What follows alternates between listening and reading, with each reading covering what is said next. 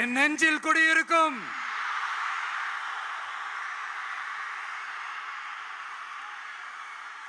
புதுச்சேரி மக்கள் உங்கள் அனைவருக்கும் என்னுடைய வணக்கம். வணக்கம் வணக்கம். எல்லாரும் எப்படி இருக்கீங்க?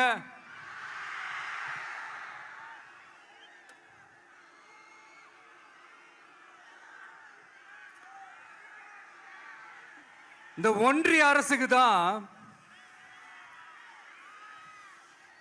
தமிழ்நாடு ஒரு தனி மாநிலம்,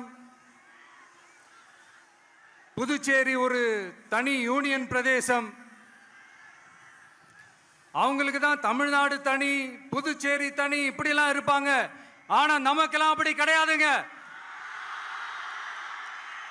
நாமெல்லாம் வேறு வேறு கிடையாது. நாம் எல்லாரும் ஒண்ணுதான்.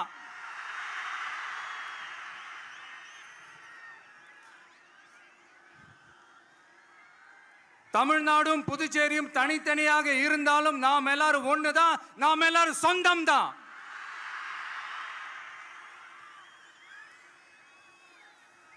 வேற வேற வீட்டுல, வேற வேற ஊர்ல, வேற நாட்டுல, வேற ஸ்டேட்ல இருக்கிறதுனால நாம் எல்லாரும் சொந்தங்கள் இல்லைன்னு ஆயிட முடியுமா? அது எப்படி முடியும்? இப்ப பாத்தீங்களா, ஒருத்தருக்கு ஒருத்தர் பார்த்துக்கும் போது அந்த பாச உணர்வு, அதுதாங்க, அது மட்டும்தான். அது இருந்துட்டாலே போதும், வேற எதுவுமே தேவையில்லை.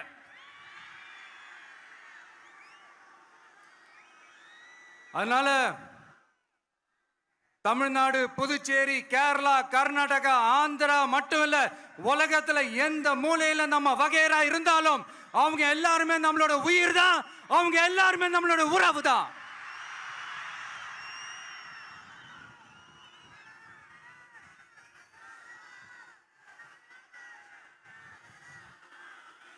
புதுச்சேரினாலே உடனே ஞாபகத்துக்கு வர்றது மணக்குள விநாயகர்,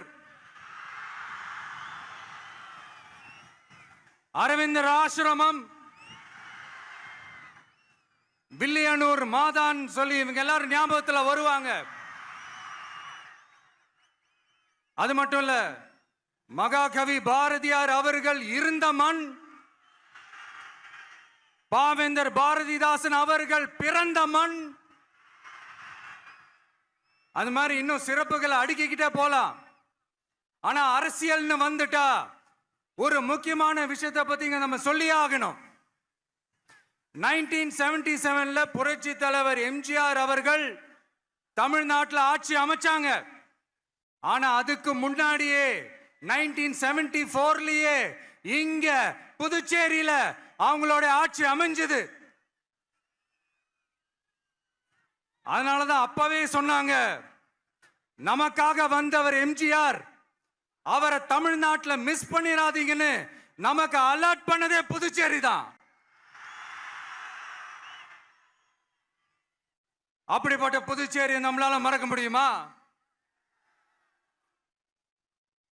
அது மட்டும் இல்ல, இங்க இருக்கிற மக்கள் தமிழ்நாடு மாதிரியே புதுச்சேரி மக்களும் என்ன கிட்டத்தட்ட ஒரு 30 வருஷமா என்ன தாங்கி பிடிச்சுக்கிட்டு இருக்கிறீங்க.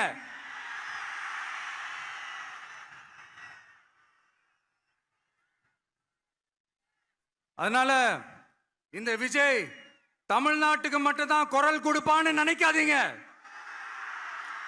அப்படி பண்ணாத தவறு. புதுச்சேரி மக்களுக்கும் சேர்த்து தான் குரல் கொடுப்பான். அது என்னுடைய கடமையும் கூட. அதனாலதான் இங்க நீங்க ஃபேஸ் பண்ற பிரச்சனைகளை பத்தி இன்னைக்கு நான் பேசுறதுக்காக வந்திருக்கிறேன்.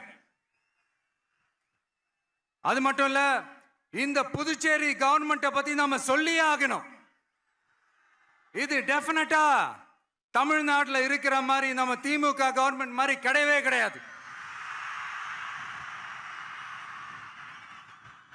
ஏன்னா வேற ஒரு அரசியல் கட்சி நடத்துற நிகழ்ச்சியாகவே இருந்தாலும் அந்த நிகழ்ச்சிக்கு தன்னெழுச்சியா வர நம்ம மக்களுக்கு பாதுகாப்பு கொடுத்து பாரபட்சமே காட்டாம இந்த கவர்மெண்ட் நடந்துகிட்டு இருக்கிறாங்க.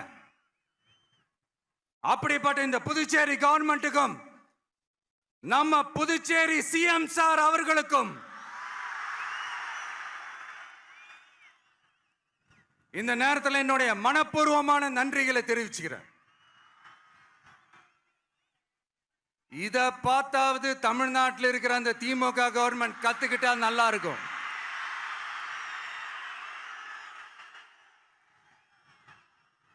ஆனா அவங்க கத்துக்க மாட்டாங்க. பரவாயில்ல, வரப்போற எலெக்ஷன்ல 100% கத்துக்குவாங்க. அத நம்ம மக்கள் பார்த்துக்குவாங்க.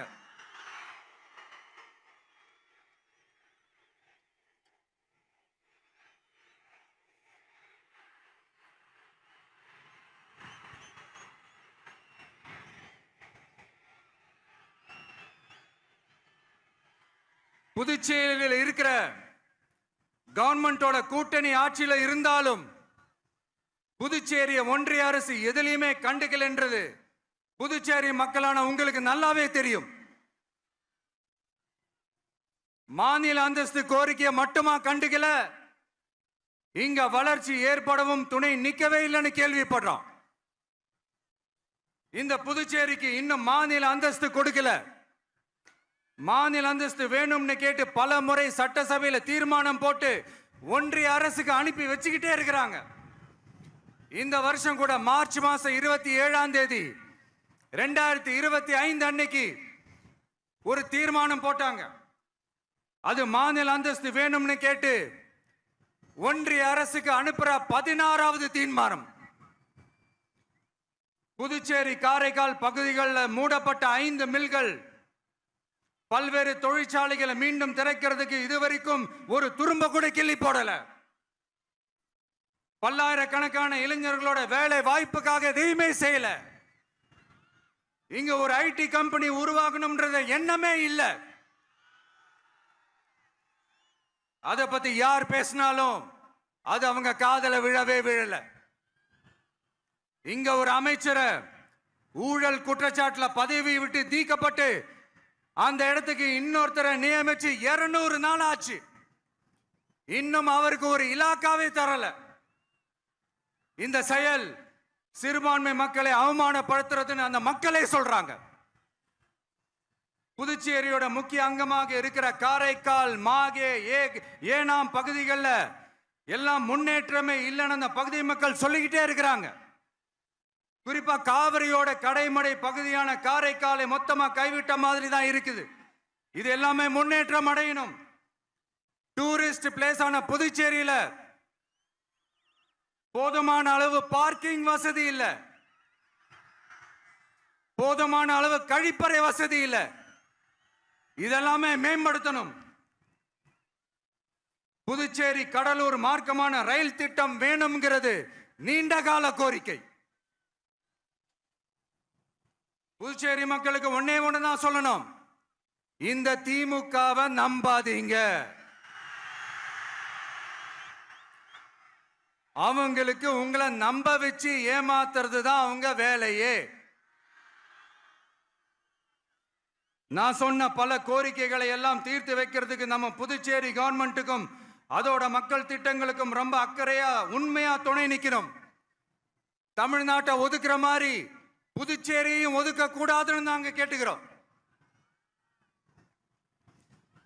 கிட்டத்தட்ட 20 லட்சம் பேர் வாழ்ற யூனியன் பிரதேசமான புதுச்சேரி மத்திய நிதி குழுவில் இடம்பெறவில்லை.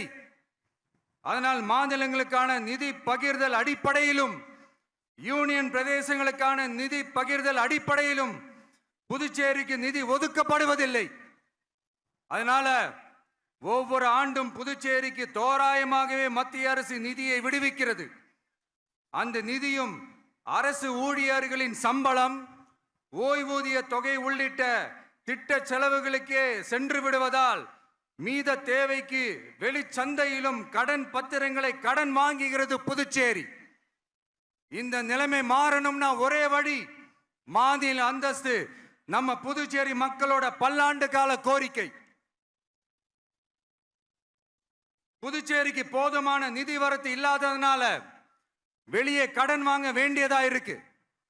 புதுச்சேரியோட கடனை குறைச்சு தற்சார்பு பொருளாதாரத்தை வளர்த்தெடுக்க திட்டங்கள் வகுக்கப்பட வேண்டும். மாநில அந்தஸ்து வாங்கினா மட்டும் போதாது இல்லையா, தொழில் வளர்ச்சியும் தேவையாச்சே.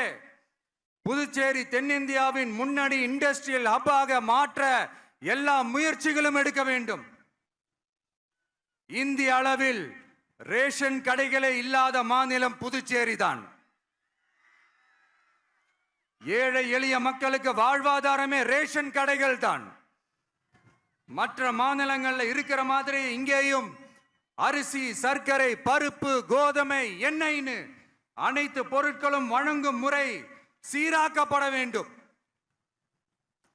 கடைசியா மீன்பிடிக்க செல்லும் காரைக்கால் மீனவர்களை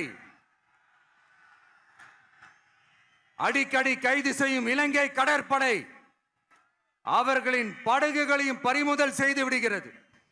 அதனால் நீண்ட போராட்டங்களுக்கு பிறகு அவர்கள் விடுவிக்கப்பட்டாலும் படகுகள் கிடைக்காததால் படு மோசமான நிலைக்கு தள்ளப்படுகின்றனர். இந்த நிலை மாற வேண்டும்.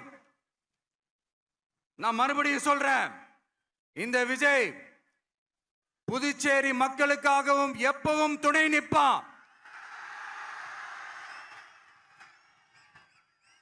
வரப்போற புதுச்சேரி தேர்தல் களத்துல நம்மளுடைய தமிழக வெற்றி கழகத்தின் கொடி பட்டொளி வீசி பறக்கும். கான்பிடென்டா இருங்க, நல்லதே நடக்கும். வெற்றி நிச்சயம். மீண்டும் சந்திக்கும் வரை நன்றி, வணக்கம்.